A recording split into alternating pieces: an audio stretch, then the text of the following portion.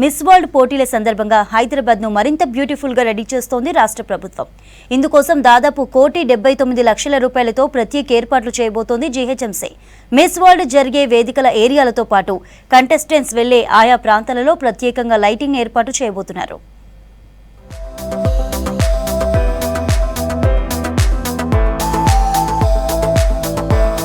ప్రతిష్టాత్మకమైన miss world పోటీలకు భాగ్యనగరం మొదటిసారి ఆతిథ్యం ఇవ్వబోతోంది. మే 7వ తేదీ నుంచి 31వ తేదీ వరకు జరిగే ఈ పోటీలను గ్రాండ్ గా నిర్వహించేందుకు రాష్ట్ర సర్కార్, టూరిజం శాఖలు ముందుకొచ్చాయి. ఈ పోటీల్లో మొత్తం 120 దేశాలకు చెందిన కంటెస్టెంట్స్ బరిలోకి దిగుతున్నారు. మే 6, 7వ తేదీల్లో ఆయా కంటెస్టెంట్స్ హైదరాబాద్ కి రాబోతున్నారు.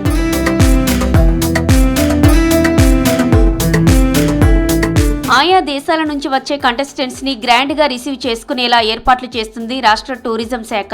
ఎయిర్పోర్టు రహదారి పక్కన 120 దేశాలకు చెందిన జాతీయ పతాకాలను సైతం ఏర్పాటు చేస్తున్నట్లు సమాచారం. ట్యాంకు బండ్ దగ్గర ఏర్పాటు చేసిన లవ్ హైదరాబాద్ తరహాలో ఎయిర్పోర్టు దగ్గర మిస్ వరల్డ్ 2025 అనే అక్షరాలతో భారీ స్వాగత బోర్డుల ఏర్పాటు చేస్తున్నారు జీహెచ్ఎంసీ అధికారులు. దీంతో పాటు తెలంగాణ సచివాలయం ముందు 20 దేశాల జెండాలను ఏర్పాటు చేయబోతున్నారు.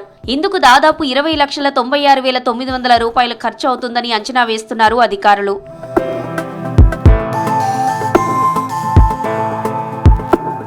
ఈ పోటీలు జరిగే Gachibowli stadium, Shilparamam, Hitex, IFB, T hub ప్రాంతాలను సుందరీకరించబోతున్నారు.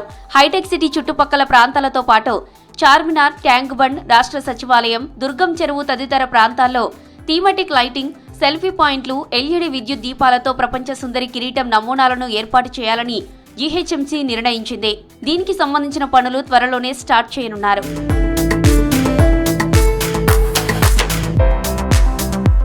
హైటెక్ సిటీలోని Durgam Cheruvu, Sarath city mall, Gachibowli, Rayadurgam, metro స్టేషన్ల వద్ద సెల్ఫీ పాయింట్లు, స్వాగత తోరణాలు, డాంగ్లెస్ బంటిన్స్, ఎల్ఈడి కిరీటం, ఫెయిరీ క్వీన్ వంటి అలంకరణలు ఏర్పాటు చేయడానికి, ఇక శిల్పారామం బయోడైవర్సిటీ పార్క్ దగ్గర ₹24,32,000 స్పెషల్ లైటింగ్ ని ఏర్పాటు చేయడంతో పాటు ₹11,60,000 చార్మినార్ పక్కనున్న లార్డ్ బజార్ రహదారిని డెకరేటివ్ లాంతర్ లైటింగ్ తో అలంకరించనున్నారు. ఓ సెల్ఫీ పాయింట్ కూడా ఏర్పాటు చేస్తున్నట్లు సమాచారం. చార్మినార్ చుట్టుపక్కలున్న కమాన్లు, రహదారులపై ఇప్పటికే ఉన్న లైటింగ్స్ తో పాటు ప్రత్యేకంగా విద్యుత్ దీపాలను ఏర్పాటు చేయబోతున్నారు.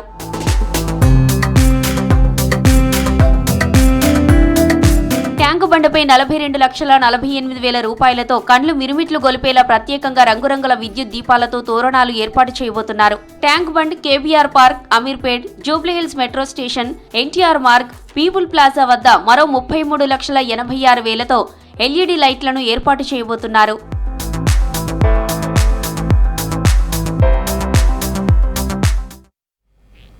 మిస్ వరల్డ్ కాంపిటీషన్స్ కి భారీ ఏర్పాట్లు చేస్తోంది రాష్ట్ర ప్రభుత్వం. ఈ పోటీల్లో దాదాపు 120 మంది కంటెస్టెంట్స్ పాల్గొంటున్నారు. ఈ నెల 10 నుంచి 31వ తేదీ వరకు జరిగే ఈ పోటీల్లో పాల్గొనే కంటెస్టెంట్స్ 6, 7వ తేదీల్లో హైదరాబాద్కు రానున్నారు. తెలంగాణలోని టూరిస్టు ప్రాంతాలను ప్రమోట్ చేసేందుకు కంటెస్టెంట్స్ తో స్పెషల్ టూర్ ప్లాన్ చేసింది పర్యాటక శాఖ.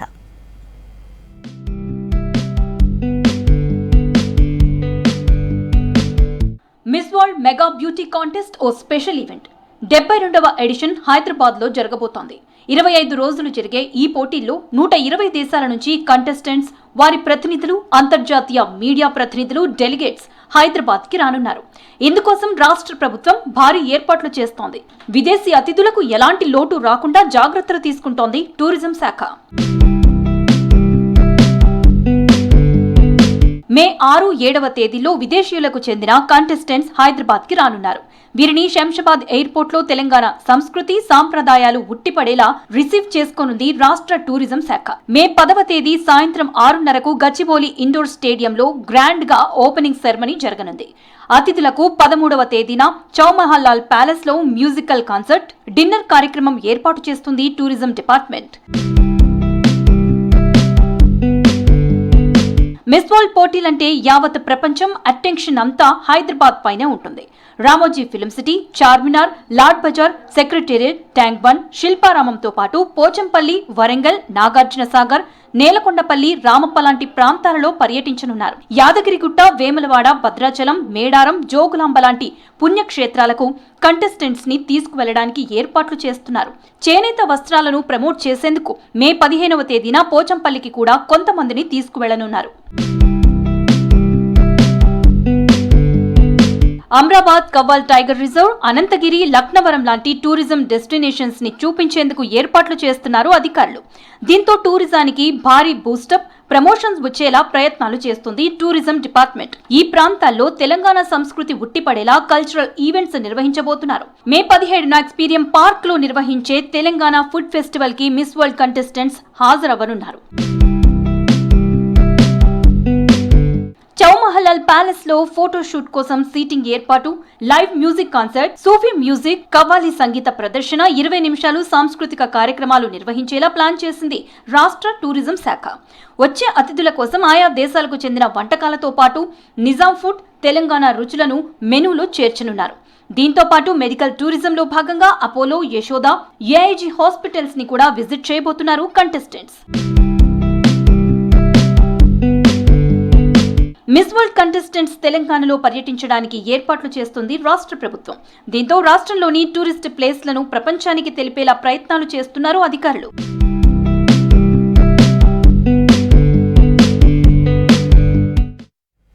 కాశ్మీర్ ఉగ్రదాడికి వ్యతిరేకంగా గ్లోబల్ యూనిటీ అగెనెస్ట్ టెర్రరిజం పేరుతో బేగంపేటలోని కంట్రీ క్లబ్లో సందేశాత్మక కార్యక్రమాన్ని నిర్వహించారు. ఉగ్రదాడిని ఖండిస్తూ శాంతి సామరస్యాల్ని కోరుతూ కాశ్మీరీ వస్త్రధారణలో క్యాండిల్ లైట్స్ ని పట్టుకుని షార్ట్ వాక్ చేశారు.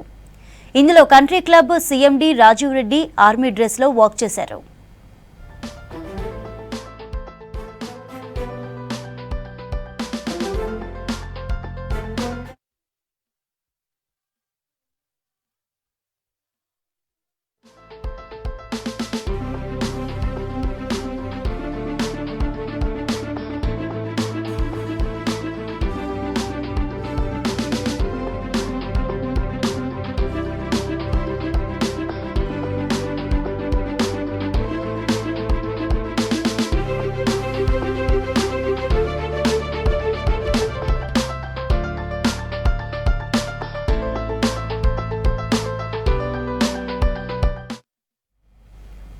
సర్కారీ హాస్పిటల్స్లో ఫీడ్బ్యాక్ సిస్టమ్ తీసుకురానుంది గవర్నమెంట్. ట్రీట్మెంట్ పొందిన పేషెంట్లకు ఫోన్ చేసి వారి ఆరోగ్యంపై ఆరా తీయనున్నారు సిబ్బంది.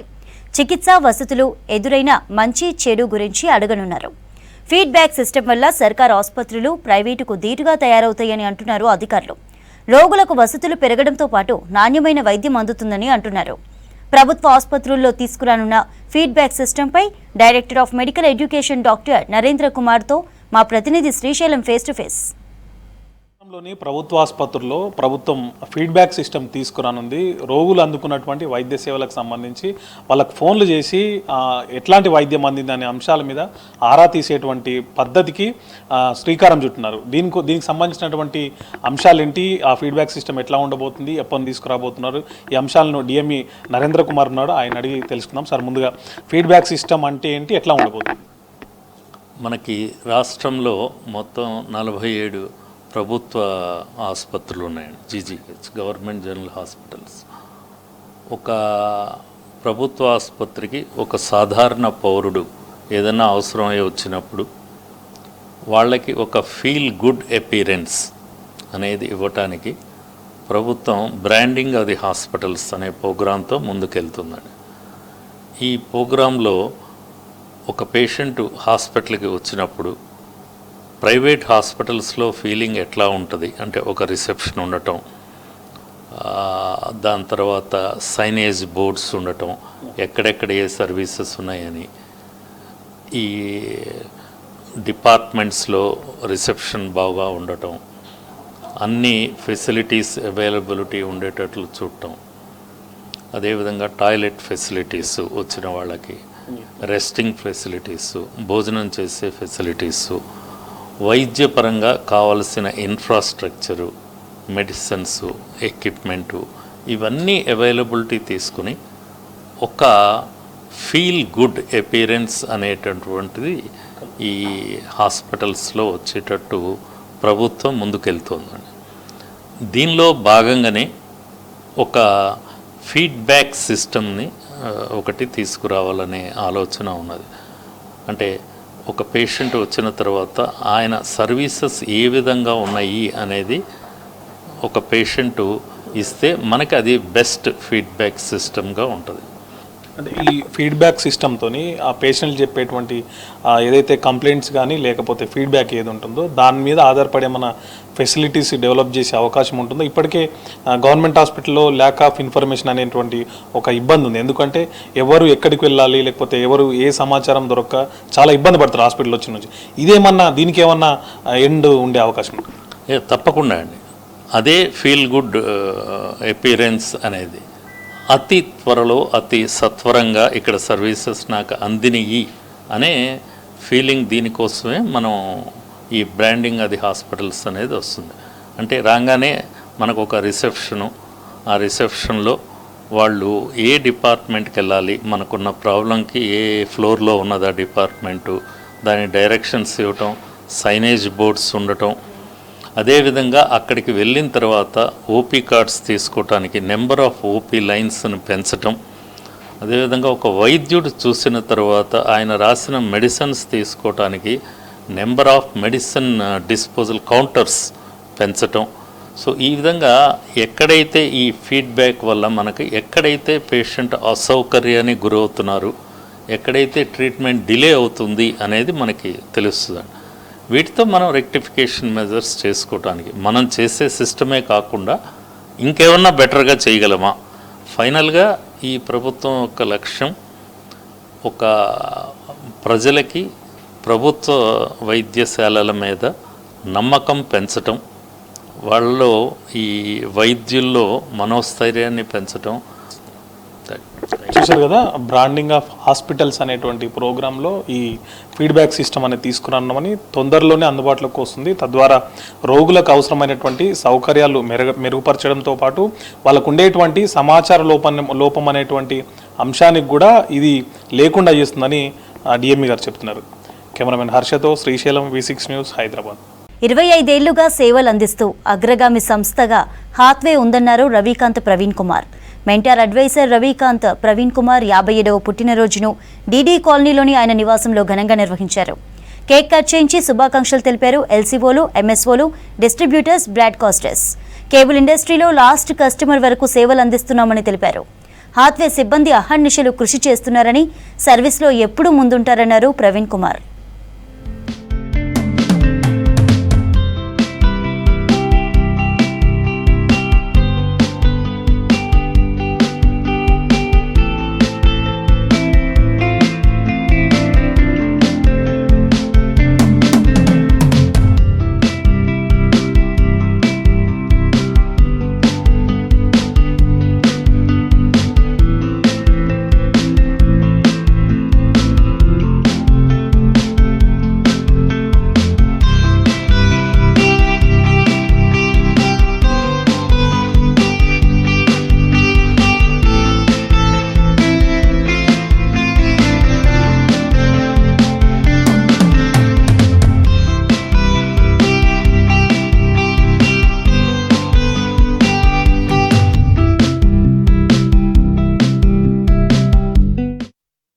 గత 25 సంవత్సరాలుగా హాత్వే అప్రతిహతంగా విశేష సేవలను అందిస్తూ దేశంలోనూ అగ్రగామి సంస్థగా వెలుగొందుతూ డిజిటల్ విప్లవంలో కానీ మిగతా ఐపీటీవీ రంగంలో కానీ హాత్వే విశేష ప్రజాదరణ పొంది మన్నికైన సేవలను అందిస్తూ దాంట్లో తోడ్పడిన మీ అందరికి కూడా ఛానల్స్ వాళ్ళకి కానీ బ్రాడ్కాస్టర్స్ కానీ వాళ్ళందరికీ కూడా ప్రత్యేక అభినందనలు తెలుపుతున్నాము.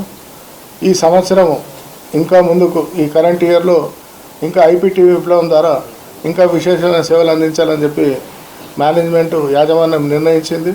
దాంట్లో తొలి అడుగులు పడ్డాయి. ఈ మొత్తం కేబుల్ ఇండస్ట్రీని ఇంకో విధంగా ట్రాన్సిషన్ పీరియడ్ ఇంకో విధంగా మార్చడానికి చేసుకునే అవకాశాన్ని అందిపుచ్చుకోవడంలో హాత్వేనే ముందుంది.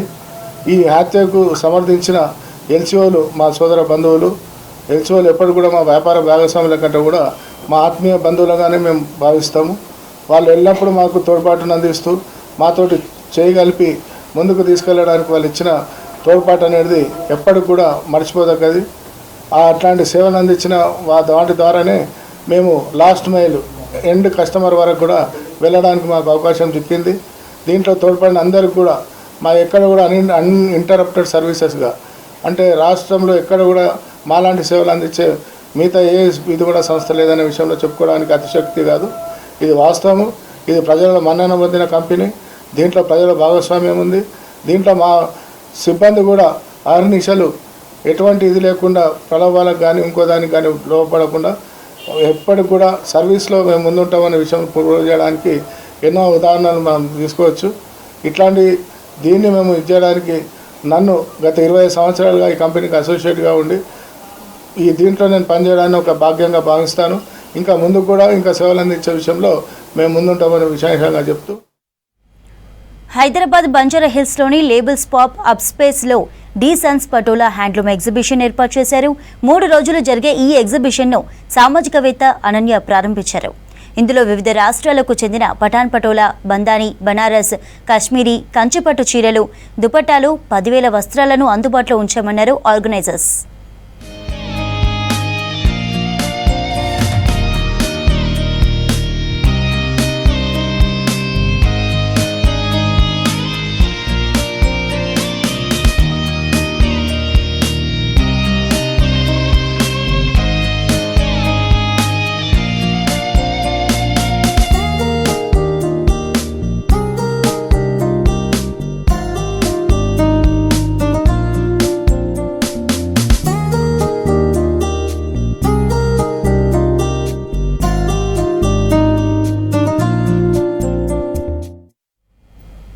జీవితంలో చదువు ఒకటే ముఖ్యం కాదని, ఆటలు కూడా ఆడాలన్నారు అంబర్పేట ఎమ్మెల్యే కాలేరు వెంకటేష్. విక్టరీ ప్లే గ్రౌండ్లో ఎల్వీఆర్ మెమోరియల్ బాస్కెట్బాల్ ఛాంపియన్షిప్ను ప్రారంభించారు. మే 2 నుంచి 9వ తేదీ వరకు పోటీలు జరగనున్నాయి. ఈ టోర్నీలో 28 బాయ్స్ టీమ్స్, 12 గర్ల్స్ టీమ్స్ పోటీ పడతాయని తెలిపారు నిర్వాహకులు. గ్రామీణ ప్రాంతాల్లోని క్రీడాకారులను ప్రతిభ ఆధారంగా వెలికి తీస్తామన్నారు బాస్కెట్బాల్ అసోసియేషన్ అధ్యక్షులు శ్రీధర్ రెడ్డి. వెంకట్రామరెడ్డి స్ఫూర్తితో ప్రతి సంవత్సరం టోర్నమెంట్ నిర్వహిస్తున్నామని తెలిపారు.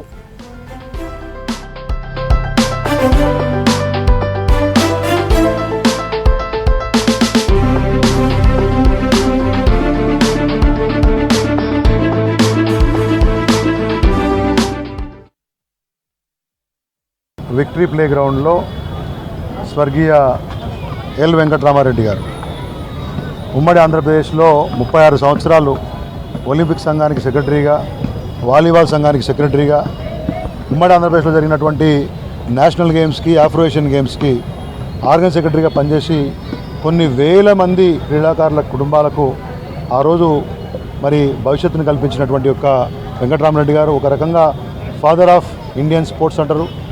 ప్రత్యేకించి సౌత్ ఇండియాలో, ఆంధ్రప్రదేశ్లో వారు క్రీడల అభివృద్ధికి కూడా బ్రహ్మాండంగా కృషి చేశారు. నిజంగా ఆ రోజులలో ప్రభుత్వాలు మరింత మంచిగా ఉంటే వారికి ఒక పద్మశ్రీ అవార్డు కూడా ఇచ్చి ఉండాల్సినటువంటి ఒక గొప్ప వ్యక్తి ఎల్ వెంకటరామరెడ్డి గారు. వారి పేరు మీద ఇవాళ హైదరాబాద్ డిస్ట్రిక్ట్ బాస్కెట్బాల్ అసోసియేషన్ నుంచి వారికి అత్యంత ఇష్టమైనటువంటి విక్టరీ ప్లే గ్రౌండ్లో వారు municipal director of sports in municipal corporation of Hyderabad ఉంది. వారికి ఇష్టమైనటువంటి గ్రౌండ్లో ఇవాళ హైదరాబాద్ డిస్ట్రిక్ట్ అసోసియేషన్ ఒక స్మారక టోర్నమెంట్ నిర్వహిస్తూ ఉంది. దీంట్లో 28 men teams, 12 women teams participate చేస్తూ ఉన్నాయి. హైదరాబాద్ నగర వ్యాప్తంగా మొత్తంగా దగ్గర ఒక 400 మంది క్రీడాకారులు దీంట్లో పార్టిసిపేట్ చేస్తున్నారు. 9th మే వరకు టోర్నమెంట్ కొనసాగుతుంది. 9th రోజు ఫైనల్స్ అవుతాయి. తెలంగాణలో హైదరాబాద్ నగరంలో బాస్కెట్బాల్ని మరింత బ్రహ్మాండంగా ముందుకు తీసుకెళ్లే విధంగా మా సంఘం కృషి చేస్తుంది. వెంకట్రామారెడ్డి గారి పేరు పైన ఏదైతే టోర్నమెంట్ ఆర్గనైజ్ చేస్తూ ఉన్నారో బాస్కెట్బాల్ హైదరాబాద్ అసోసియేషన్ వాళ్ళు, నిజంగా వారందరికీ ధన్యవాదాలు తెలియజేస్తూ ఉన్నాను. ఈ రాష్ట్రానికి దిశ అన్నీ కూడా వెంకట్రామరెడ్డి గారే అయ్యి క్రీడలను ఒక ఉన్నత స్థితికి తీసుకొచ్చి ఈరోజు ప్రతి దినము 5:30 నుంచి 6:30 వరకు ఇక్కడ తను వ్యాయామం చేసుకుంటూ క్రీడాకారులతో మమేకమైనటువంటి వెంకట్రామారెడ్డి గారు ఈరోజు మనతో లేకపోయినప్పటికీ కూడా ఆయన ఆత్మ ఎప్పుడూ మన చుట్టే తిరుగుతూ ఉంటుంది. క్రీడలకు పెద్దపీట వేసినటువంటి వెంకట్రామారెడ్డి గారు మరి భవిష్యత్తులో ఆయన అడుగుజాడల్లో ప్రతి ఒక్కరు కూడా నడిచి ఈ రాష్ట్రానికి కీర్తి ప్రతిష్టలు తీసుకొస్తారని ఆశిస్తూ, దీనికి ప్రథమంగా ఇనిషియేటివ్ తీసుకున్నటువంటి శ్రీధర్ రెడ్డి గారు, రుద్రేశ్వర్ రెడ్డి గారు, నారిమన్ గారు అందరూ కూడా ఏకతాటిపైన నిలిచి క్రీడాకారులను ఉన్నత స్థాయికి తయారు చేసి ఈ రాష్ట్రానికి, దేశానికి కీర్తి ప్రతిష్టలు తీసుకొస్తారని ఆశిస్తూ, ఇంకా మునుముందు ఎన్నో టోర్నమెంట్లు మీరు నిర్వహిస్తారని కూడా నేను ఆశిస్తూ తెలంగాణ ఒలింపిక్ అసోసియేషన్ పూర్తిగా మీకు సహాయ సహకారాలు అందిస్తుంది. నయీం చనిపోయినా అతని అనుచరుల అరాచకాలు ఇంకా కొనసాగుతున్నాయని ఆరోపించారు అతని బాధితులు. భువనగిరిలో 154 ఎకరాల భూమిని నయీం భార్య, ఆమె అనుచరులు కబ్జా చేశారని ఆరోపించారు. నయీం ఆస్తుల విషయంలో సిట్ ఏర్పాటు చేసి బాధితులందరికీ న్యాయం చేస్తామని చెప్పినా ఇప్పటి వరకు తమకు ఎలాంటి న్యాయం జరగలేదన్నారు. నయీం ఆస్తులను ప్రొబిటెడ్ లిస్టులో పెట్టగా తమ ప్లాట్లకు సంబంధించిన సర్వే నెంబర్లను లిస్టులో నుంచి తొలగించి విక్రయాలు జరుపుతున్నారని చెప్పారు. సిట్ విచారణ పూర్తయ్యే వరకు ఆ సర్వే నెంబర్లను ప్రొబిటెడ్ లిస్టులో పెట్టాలని ప్రభుత్వాన్ని కోరుతున్న బాధితులతో అనిల్ మరిన్ని వివరాలు అందిస్తారు. చనిపోయిన తర్వాత కూడా నయీంకి సంబంధించిన అక్రమ భూమి కబ్జాలు మాత్రం ఆగడం లేదు. దీనికి సంబంధించిన బాధితులు కూడా అదేవిధంగా బయటకు వస్తున్న పరిస్థితి. అయితే దీనికి సంబంధించి నయీం అనుచరులు, ఆయన భార్య కూడా భూమిని కబ్జా చేసి ఫేక్ డాక్యుమెంట్స్ క్రియేట్ చేసి అమ్మేసిన సిచ్యువేషన్ అయితే మనకు కనిపిస్తుంది. దానికి సంబంధించిన బాధితులు కూడా బయటకు వచ్చిన పరిస్థితి. సో ప్రస్తుతం మనతో పాటు కొంతమంది కమిటీ సభ్యులు ఉన్నారు, వాళ్ళతో మాట్లాడదాం. అసలు ఏ విధంగా ఈ భూమి కబ్జాకు గురైంది, పత్రాలు ఏ విధంగా ఫేక్ డాక్యుమెంట్స్ క్రియేట్ చేశారో తెలుసుకుందాం. సార్ చెప్పండి, ఎంతమంది బాధితులు దీంట్లో ఉన్నారు, అసలు ఏ విధంగా ఈ పత్రాలని ఫేక్ డాక్యుమెంట్స్ క్రియేట్ చేశారు? సార్, మేము 1993-94 సంవత్సరంలో భువనగిరి సిటీలో ఉన్నటువంటి సర్వే నెంబర్ 725 మినహాయించి 722 నుంచి 733 దాకా ఉన్న సర్వే నెంబర్లో ఉన్న 154 ఎకరాలకు సంబంధించినటువంటి 300 గజాల స్క్వేర్ యార్డ్స్ ఉన్నటువంటి ఈచ్ ప్లాట్ ఉన్నటువంటి వాటిని, వీటన్నిటికీ రోడ్డు ముగ్దంపల్లి భువనగిరి మెయిన్ రోడ్డుకు ఉంది. వీటిని రిజిస్ట్రేషన్ ద్వారా మేము ఇల్లు కట్టుకోవడం కోసం కొనుక్కున్నాము. ఇలా కొనుక్కున్నటువంటి 400 మెంబర్స్, సుమారుగా మాకు సంబంధించిన 500 ప్లాట్లు ఈ యొక్క నయీం సంబంధించినటువంటి హెంచ్మెన్ చేసినటువంటి ఫ్యాబ్రికేటెడ్ డాక్యుమెంట్ వల్ల, ట్రాన్సాక్షన్స్ వల్ల ఎఫెక్ట్ అయ్యామండి. ఎంతమంది ఇందులో ఇన్వాల్వ్ అయ్యారు? అనుచరులు అని చెప్తున్నారు. మొత్తం ఎంతమంది ఇన్వాల్వ్ అయ్యారు దీనికి సంబంధించి? సార్, దీంట్లో మొట్టమొదట బేసిక్గా మాకు రెవెన్యూ రికార్డులో మేము కొనుక్కున్న తర్వాత ఈ కాలనీ శ్రీ లక్ష్మీస్వామి నగర్ కాలనీ అనేదాన్ని రెవెన్యూ రికార్డులో మ్యుటేషన్ 1997లో చేసుకున్నామండి. ఈ రికార్డు 2001 దాకా కూడా కంటిన్యూ అయింది. 2002-03 నుంచి రెవెన్యూ రికార్డుని ట్యాంపర్ చేయడం ద్వారా ఎవరైతే మా సేల్ డీడ్లో వెండర్స్గా ఉన్నారో, ఒరిజినల్ పట్టేదారు పిల్లలు, వాళ్ళకి ఓనర్షిప్ లేనప్పటికీ కూడా ఉంది అని ఎంజాయ్మెంట్ రిజిస్టర్లో ఇవ్వడం ద్వారా మా ల్యాండ్ని వాళ్ళ పేరు మీద రెవెన్యూ రికార్డులో తప్పుడుగా ట్రాన్స్ఫర్ చేశారండి. ఆ తప్పుడు ట్రాన్స్ఫర్ చేసిన దాని బేస్ తోటి వాళ్ళు ఆ ల్యాండ్ని ఒక 7 AGPAలు ఇవ్వడం ద్వారా ఈవిడ Haseena Begum, wife of Nayeemuddin gangster, అలాగే మిగిలిన హెంచ్మెన్, వీళ్ళందరికీ కూడా ఈ మొత్తం ల్యాండ్ని ట్రాన్స్ఫర్ చేశారండి విత్ పొజిషన్.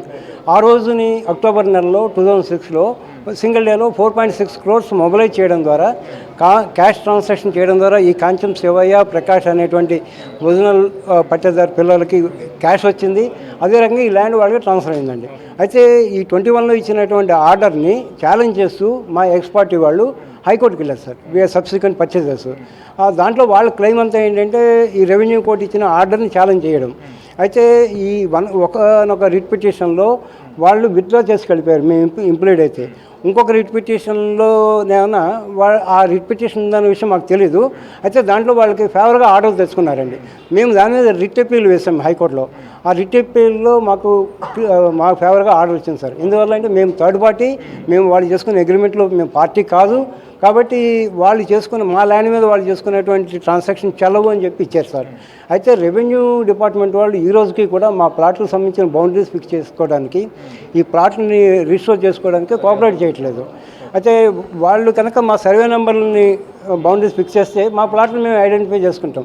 93లో కొన్నాం, 93లో కొని దీన్ని కొనసాగుతున్నాము. అయితే ఈ నడి మధ్యలో మనకి ఈ నయీం గ్యాంగ్స్టర్స్ వీళ్ళందరూ వచ్చిన మూలన్న ఈ ల్యాండ్ అంతా తారుమారైంది మొత్తము. అండ్ ఈ డాక్యుమెంట్స్ అన్ని ఫ్యాబ్రికేట్ చేయటము, మళ్ళీ తహసీల్దార్ దగ్గర మళ్ళీ సక్సెస్ లెటర్ తీసుకొని మళ్ళీ వీళ్ళు పట్టేదారులు వాళ్ళ థర్డ్ పార్టీ వాళ్ళు అమ్ముకోవటము, ఇవన్నీ జరిగింది. దాంట్లో మేము కోరేది ఒకటే అండి చిన్నగా, ఏంటంటే మేము ఈవెన్ సిట్లో కూడా చెప్పి చూసినాము, టౌన్ పోలీస్ స్టేషన్లో చెప్తున్నాము, రెవెన్యూ డిపార్ట్మెంట్లో చెప్తున్నాము, కలెక్టర్ కూడా చెప్తున్నాము, ప్రతి దగ్గర చెప్తానే ఉన్నాం. కానీ ఈవెన్ రీసెంట్లీగా మేము సీఎం దర్బార్ ప్రజావాణిలో కూడా ఇచ్చినాము. అక్కడ మాకు చాలా వరకు సహకరించారు. హోమ్ డిపార్ట్మెంట్కి అండ్ చీఫ్ రెవెన్యూ ఆఫీసర్ కూడా రాసి ఇచ్చారు వాళ్ళు. అక్కడి నుంచి home department chief revenue officer దగ్గర నుంచి లెటర్ వచ్చిన తర్వాత మీరు వచ్చి కలవండి అన్నారు. అండ్ హోమ్ డిపార్ట్మెంట్ వాళ్ళు డీజీపీకి రాశారండి. డీజీపీకి మా సంబంధించిన వాళ్ళు వెళ్ళారు, మా సొసైటీ మెంబర్స్. వెళ్ళి అక్కడ మాట్లాడితే ఆయన ఏం చేశారంటే మొత్తం చూసి ఆయన మొత్తం బాగా విని దాన్ని బట్టి ఆయన DCP refers to Rachakonda police station డీసీపీకి రాసి ఇచ్చారు. అది ఇంకా వెళ్ళలేదండి. అది వెళ్తే ఇప్పుడు ఇవాళ రేపులు వెళ్తే దాన్ని కన్సల్ట్ చేసుకుని అది ఏంటన్నది ఫర్దర్గా మేము ఆలోచిస్తున్నామండి. అంటే దీనికి సంబంధించి ఎలాంటి క్లియరెన్స్ ఇస్తే బాగుంటుందని చెప్పేసి మీరు మాట్లాడతారు? ఇప్పుడు మాకు యాక్చువల్లీ ల్యాండ్ ఫస్ట్ రిజిస్ట్రేషన్ మాదైంది కాబట్టి శ్రీ లక్ష్మీ నరసింహస్వామి నగర్ పేరు మీద ఈ సో సర్వే నెంబర్ల మీద కాబట్టి మా ల్యాండ్ మాకు ఇప్పిస్తే చాలండి. ఎందుకంటే దీంట్లో 500 ప్లాట్ల ఓనర్లు బాధితులు ఉన్నారు. అది ఇస్తే చాలు మాకు. మేము ఏం కోరుతున్నామంటే police department Bhuvanagiri and state government Telangana తొందరగా ఈ విషయంలో ఎవరైతే ఫస్ట్ రిజిస్టర్డ్ పీపుల్ ఉన్నారో వాళ్ళకి పొజిషన్ వచ్చేటట్టు, సెకండ్ రిజిస్ట్రేషన్ అయితే జరిగిందో అది త్రూ నయీం హంజ్మన్ త్రూ అయింది. అది కూడా ఎలా జరిగింది, left over land in the total 150 acres 10 acres ఉంది. వాళ్ళకి రాసిన సక్సెషన్ ల్యాండ్ వాళ్ళకి పర్టికులర్ పిల్లలకి ఇన్స్టెడ్ ఆఫ్ 10 acres వాళ్ళు 150 acres మళ్ళీ రిజిస్ట్రేషన్ చేయించుకుని దాన్ని త్రూ ఏసీపీ ట్రాన్స్ఫర్ చేశారు ఎవరి వాళ్ళకి. సో ఇది ఫస్ట్ ఆఫ్ ఆల్ వాళ్ళు రావడం ఇల్లీగల్, వీళ్ళు చేసిన ట్రాన్సాక్షన్ ఇల్లీగల్, ఆ జరిగిన ఫైనాన్షియల్ ట్రాన్సాక్షన్ కూడా ఇల్లీగల్. అది కూడా ఎందుకంటే అంతా క్యాష్లో జరిగిందంట. అది ఎన్ని సర్వే నెంబర్లు ఉన్నాయి, ఎక్కడెక్కడ నుంచి స్టార్ట్ అవుతున్నాయి? సర్వే నెంబర్ 722 నుంచి 724 వరకు సార్ మంది, మళ్ళీ 726 నుంచి 733 వరకు. ఈ మొత్తం సర్వే నెంబర్లు మా లేఅవుట్ స్ప్రెడ్ అయ్యిందండి. సరిహద్దులు ఉండేవి, దాన్ని డిస్టర్బ్ చేశారు వీళ్ళు మొత్తం. ఎప్పుడు 2006లో సెకండ్ రిజిస్ట్రేషన్ అయిందో డిస్టర్బ్ చేసి మమ్మల్ని బెదిరించారు రానికుండా. ప్రొహిబిషన్ తీసేశారు కాబట్టి ప్రొహిబిషన్ కూడా మళ్ళీ కంటిన్యూ చేయాలని చెప్పేసి ఇప్పటికే సిట్ అధికారులకు సంబంధించి కూడా దర్యాప్తు చేసింది, కానీ ఇప్పటివరకు కూడా ఛార్జ్ షీట్ అనేది చేయలేదు. కాబట్టి ఛార్జ్ షీట్ చేసేలాగా చర్యలు తీసుకోవాలని చెప్పేసి ఇటు అధికారులను అదేవిధంగా ప్రభుత్వాన్ని కూడా కోరుతున్న పరిస్థితి. కెమెరా పర్సన్ సంజయ్తో అనిల్, V6 న్యూస్, హైదరాబాద్. తెలంగాణలో ప్రతిష్టాత్మకంగా నిర్వహిస్తున్న మిస్ వరల్డ్ పోటీలకు భద్రత ఏర్పాటు చేయాలని పోలీసులను ఆదేశించారు డీజీపీ జితేందర్. హైదరాబాద్ డీజీపీ కార్యాలయంలో మిస్ వరల్డ్ పోటీల సెక్యూరిటీపై పోలీసు ఉన్నత అధికారులతో సమీక్ష నిర్వహించారు డీజీపీ. రాష్ట్ర బ్రాండ్ ఇమేజ్ పెంచేలా ప్రభుత్వం మిస్ వరల్డ్ పోటీలను నిర్వహిస్తుందన్నారు. 120 దేశాలకు చెందిన కంటెస్టెంట్లు, అతిథుల కోసం కట్టుదిట్టమైన భద్రత ఏర్పాట్లు చేపట్టాలని ఆదేశించారు డీజీపీ జితేందర్.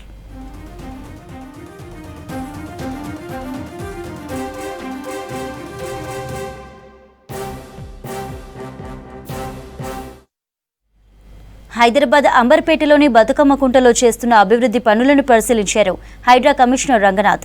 త్వరలో సీఎం రేవంత్ రెడ్డి బతుకమ్మ కుంటను సందర్శిస్తారని, పనులు త్వరగా పూర్తి చేయాలని అధికారులను ఆదేశించారు కమిషనర్. 7 కోట్ల రూపాయలతో బతుకమ్మ కుంట చెరువు అభివృద్ధి చేస్తున్నామన్నారు రంగనాథ్. వచ్చే బతుకమ్మ ఉత్సవాల నాటికి చెరువులో పనులు పూర్తవ్వాలన్నారు. బతుకమ్మ ఆటలు ఆడేలా సిద్ధం చేయాలని అధికారులకు సూచించారు హైడ్రా కమిషనర్ రంగనాథ్.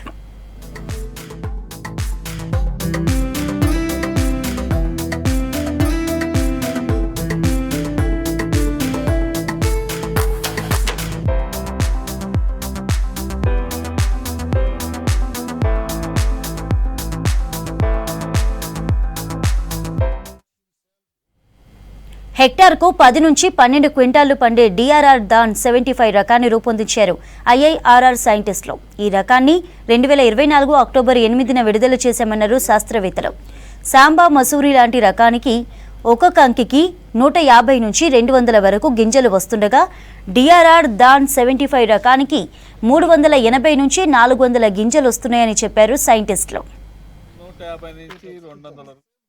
మేము టార్గెట్ 1000 అని ఒక ప్రాజెక్ట్లో ఏం చేస్తున్నామంటే 200 దానా ఉన్న వెరైటీ నుంచి మనం 1000 దానా అంటే నెంబర్ ఆఫ్ డ్రెయిన్స్ ఉండేటట్టు మేము తయారు చేస్తున్నాం అనమాట. దానిలో ఈ అబ్దుల్ ఫియాజ్ గారు ఏమో దీనికి PA అనమాట. ఆయన ఏమో ఈ పాత వెరైటీస్ ఉన్న ISM కానీ సాంబా మసూరి కానీ వీటిలో ఎక్కడైతే 200 గ్రెయిన్సే ఉంటాయో అక్కడి నుంచి 1000 టార్గెట్ చేస్తున్నామట. 1000 గ్రెయిన్స్ ఉండేటట్టు ఇప్పటి వరకు మేము 600 నుంచి 800 వరకు గ్రెయిన్స్ ఉన్నట్టు సాధించాము. ఇప్పుడు 1000కి టార్గెట్ చేస్తున్నాము. దీనివల్ల ఏంటంటే మనకి తక్కువ ఏరియాలోనే హై ప్రొడక్టివిటీ వచ్చేది. అంటే మనకి ఎక్కడైతే 6 టన్నులు వస్తున్నాయో అక్కడే 8 టన్నుల నుంచి 10 టన్నులు 10 టన్నుల నుంచి పైకి వెళ్ళేటట్టు. ఇవన్నీ కూడా సన్న బియ్యాలే. అంటే మనకి సాంబా మసూరి తాలూకా క్వాలిటీ కానీ గ్రెయిన్ టైప్ కానీ ఇవి చేయడం లేదు. అదే దానిలోని మనకి ప్రొడక్టివిటీ పెంచడానికి కోషిష్ చేస్తున్నాం అనమాట.